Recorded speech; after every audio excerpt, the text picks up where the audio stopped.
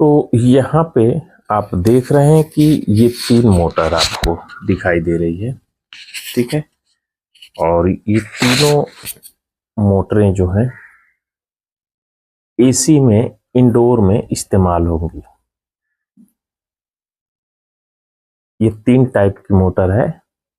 अब इसके अलावा वो भले किसी का शाफ्ट छोटा हो, किसी का बड़ा हो, और किसी की फ्रीक्वेंसी, तो फ्रीक्वेंसी क्या है वो समझेंगे। तो सबसे पहले यहाँ पे 3 देखिए, ये डीसी मोटर है, इसको डीसी मोटर बोलेंगे। इसके अंदर 5 तार होते हैं, और भी मोटरें होंगी, ठीक है, लेकिन 5 तार इसका फिक्स होता है। इसमें अगर आपके पास सर्किट आती है तो उस सर्किट में देखेंगे तो भी आपको पता चल जाएगा।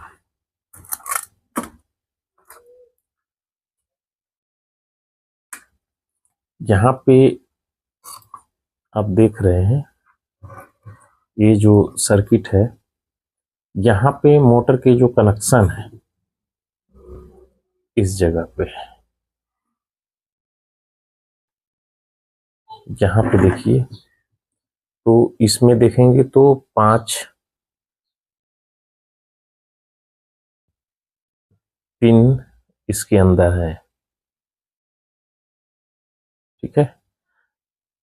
एक देख रहे हैं कि ये पॉजिटिव कैपेसिटर से लगा हुआ है, ठीक है, इसके साथ में, और इसका ही एक ग्राउंड आएगा, और बाकी जो है उसको समझते हैं आगे।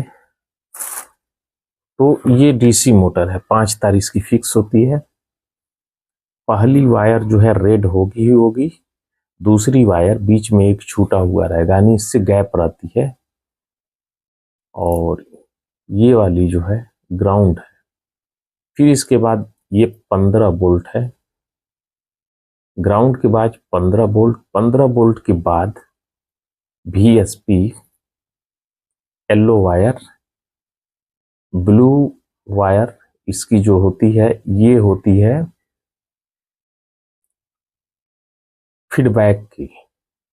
तो इधर बदलाव नहीं होगा, किसी भी मोटर रहेगी, कोई भी मोटर, इसमें बदलाव नहीं होगा।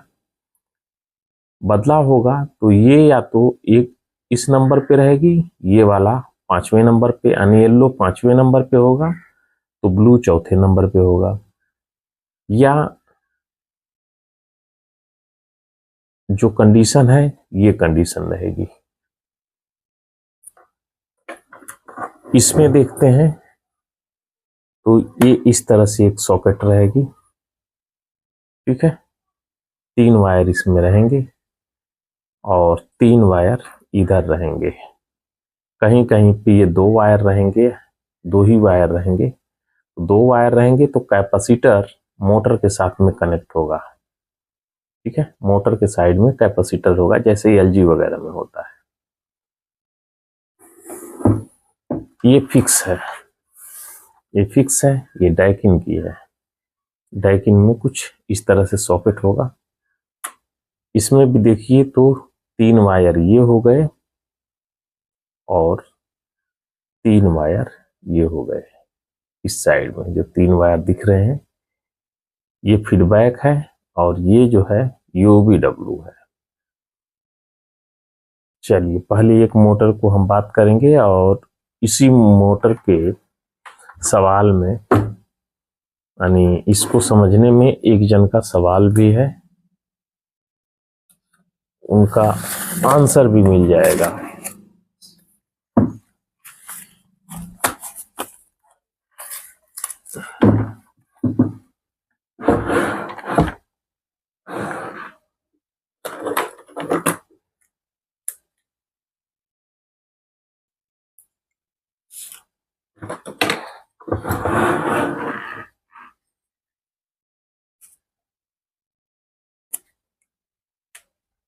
इस मोटर में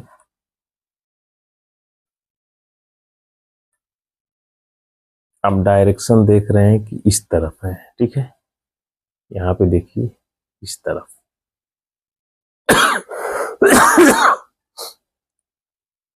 एरो इस तरफ बना हुआ है। चलिए पहले इसको समझते हैं। इस मोटर में जो बाइंडिंग होती है, हम इसके अंदर की जो बाइंडिंग है वो 6 की 6 नहीं बनाएंगे, सिर्फ 2 बना रहे हैं।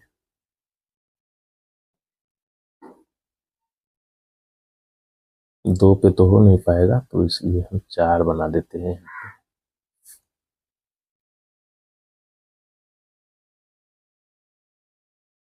इसकी रोटर है अंदर साइड में, ठीक है। ये कॉइल है, इसके साइड में कॉइल है। ये कॉइलों की संख्या ज्यादा हो सकती है, कौन सा ज्यादा हो सकता है वो अभी आप समझ जाएंगे। यहाँ पे आप देख रहे हैं कि, चलिए इसको हम जोड़ लेते हैं। मान लेते हैं कि ए है, ठीक है। तो इसके बिल्कुल जो सामने है,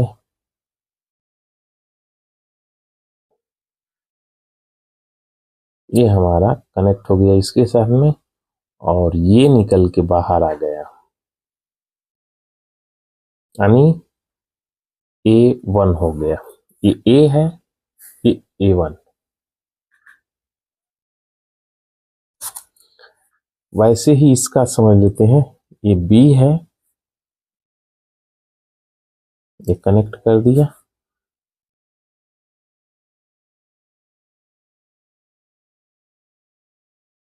इसे भी कनेक्ट करते हैं ले चल के,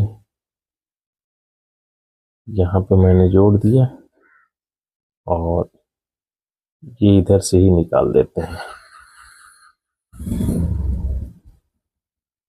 इस तरह से।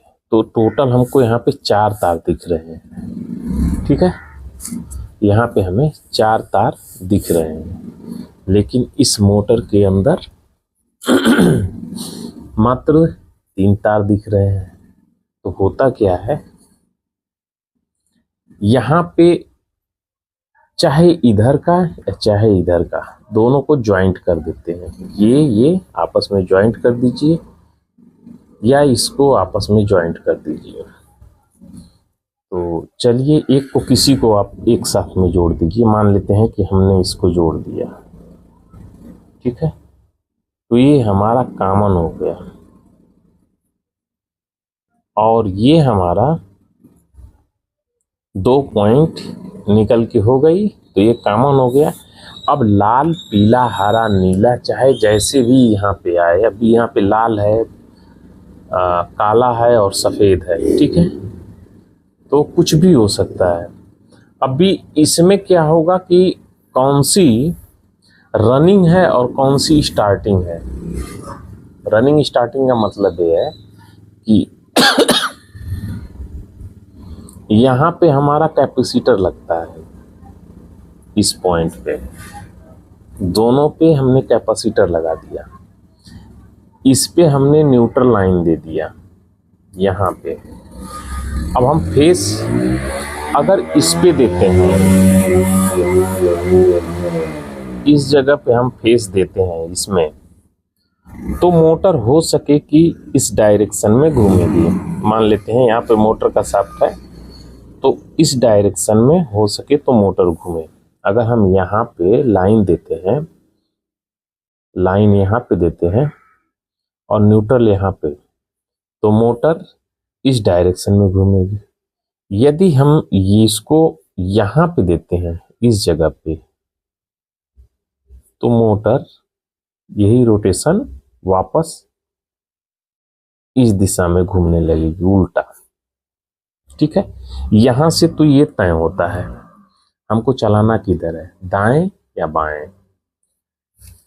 ये मोटर खराब है या सही है तो कैसे पता चलेगा। कैपेसिटर को हटा दीजिए यहाँ से, ठीक है। कैपेसिटर को आप हटा दीजिए। यहाँ पे और यहाँ पे देखिए, यहाँ पे 2 बाइंडिंग है ना, एक ये है एक ये है।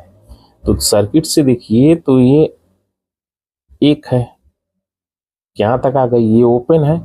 तो जब हम यहाँ से चेक करेंगे यहाँ तक, तो हमें इसकी कंटिन्यूटी मिलनी चाहिए। ठीक है, ये कंटिन्यूटी यहाँ पे मिलेगी।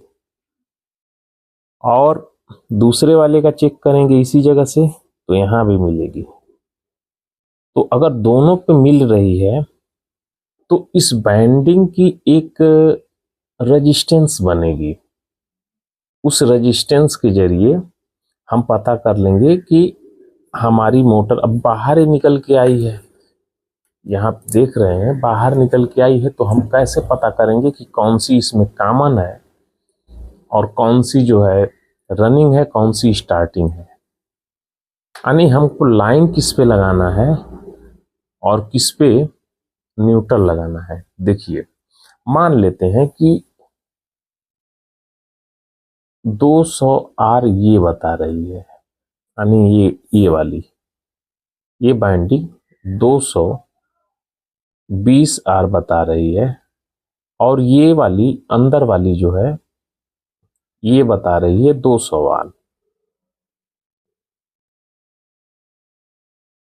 तो इसका मतलब ये हुआ कि जो सबसे कम बताएगी, कॉमन से जो सबसे कम बता रही है, यह सिर्फ 3 तार के लिए है। ये मत समझिएगा कि सबके लिए नहीं, ये मात्र 3 तार वाली जो मोटर है उसके लिए है, जिसमें ये लगा रहेगा और ये सॉकेट है फीडबैक की।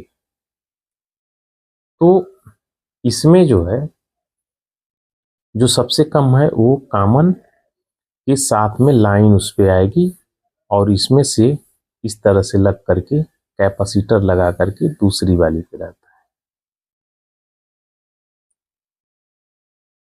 अगर मोटर सही है, परफेक्ट, कोई दिक्कत नहीं है, कैपेसिटर भी सही है, तो जैसे ही पावर लगाएंगे मोटर रन करना शुरू कर देगी।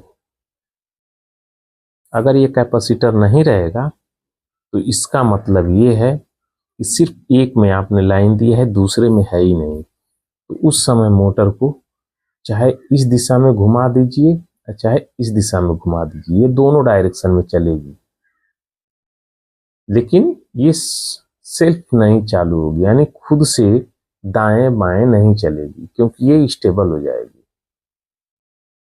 जब कैपेसिटर सही काम करेगा तो यह एक डायरेक्शन में चलेगी। उसके पीछे का कारण क्या होता है कि कैपेसिटर लगे होने से जैसे ही हम पावर देते हैं तो पहले पावर यहाँ पे आ जाती है, एक बाइंडिंग तो तुरंत एक्टिव हो जाएगी, ठीक है, ये तुरंत एक्टिव होगी और इसमें मैग्नेटिक फील्ड बनेगा। सेकेंड में इस पे भी कैपेसिटर के जरिए आती है, तो ये डायरेक्शन तय कर देती है, यानी जैसे ही डिले होके आएगी ये मोटर फिर चलना शुरू हो जाएगी और अच्छे स्पीड से लोड के साथ चलेगी। ठीक है, तो कैपेसिटर यहाँ थोड़ा सा डिले करा देता है बाइंडिंग में, जिससे डायरेक्शन बन जाता है। तो ये तो हो गया इसका इंटरनल। अब चेक करके भी देख लेते हैं कि इसमें कॉमन कौन सी है। ठीक है,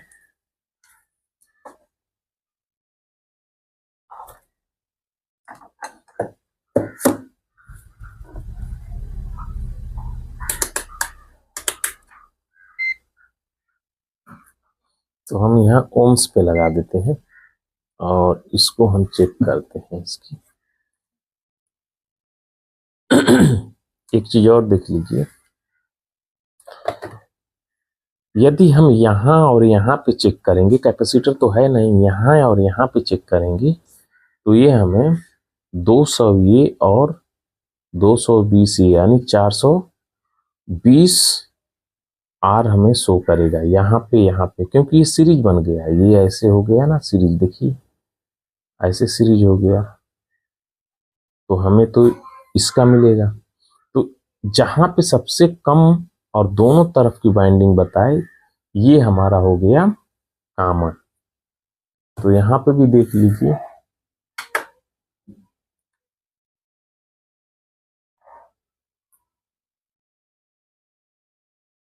यहाँ पे 320 ओम यहाँ से शो कर रहा है, 320 ओम। यहाँ पे देखते हैं तो 781, यहाँ पे 320, तो यहाँ पे 781, 8182, ठीक है। तो इसमें से यानी 700 में से अगर माइनस कर देते हैं तो ये हमारी सेकेंड वाइंडिंग यहाँ से हो गई, देखिए ये रहा। तो इसका मतलब कि ये हमारा कॉमन है, और यहाँ पे और यहाँ पे ये 2 पॉइंट पे हमारी जो है, यानी ये कॉमन ब्लैक है, इसमें ये कॉमन हो गया, इस पे हमारा न्यूट्रल होगा, और यहाँ पे और यहाँ पे तो ये दिख रहे हैं कम है ये वाला, तो इस पे हमारी लाइन होगी, और इसके बीच में हमारा कैपेसिटर होगा, यानी इस तरह से, यहाँ पे इस तरह से हो जाएगा ऐसे, ठीक है। ये हमारा यहाँ पे ये हमारा कॉमन हो गया, और इस पे हम लाइन देंगे, और इस पे हम कैपेसिटर, ये कैपेसिटर इस पे लगेगा, और ये लाइन हमारी यहाँ पे रहेगी जहाँ पे मीटर लगा, तो इसकी डायरेक्शन फिर ये होगी, ठीक है। मोटर रिवर्स में घूमे या चाहे फॉरवर्ड में घूमे, फीडबैक पे कोई फर्क नहीं पड़ता है, ठीक है। फीडबैक पे कोई फर्क नहीं पड़ता है। अब हम आ जाते हैं फीडबैक पे, तो दूसरी भी मोटर की वाइंडिंग समझ लेते हैं।